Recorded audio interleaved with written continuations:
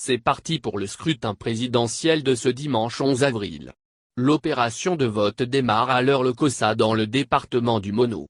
Le premier électeur répondant au nom de Lazare Nikpo a glissé son bulletin dans l'urne à 7 heures au poste de vote, PV, N-2 du centre bureau d'arrondissement au quartier à Gonvay dans l'arrondissement central, après vérification de son identité et de son nom sur la liste électorale.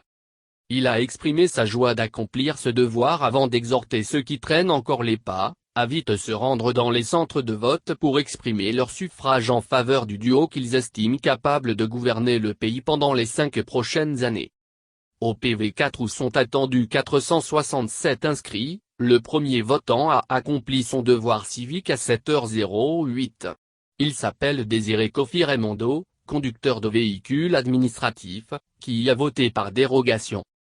20 minutes après le démarrage de l'opération, les deux autres postes du centre attendaient toujours de recevoir leurs premiers électeurs. L'affluence n'est pas encore au rendez-vous comme autrefois, dans les quelques centres de vote parcourus ce matin. Mais le scrutin durera 9 heures. Sur les lieux, le matériel et les agents électoraux des 4 postes du centre étaient en place depuis 6h35, ainsi que les agents Covid-19 dépêchés par la Commission électorale nationale autonome, CENAC, pour veiller au respect des gestes barrières, offrir le masque de protection, faire appliquer le gel hydroalcoolique et veiller à la distanciation sociale. Notre équipe a également aperçu 3 observateurs de la Communauté économique des États de l'Afrique de l'Ouest, ceux de AO, reconnaissables par leurs gilets griffés ECOVA.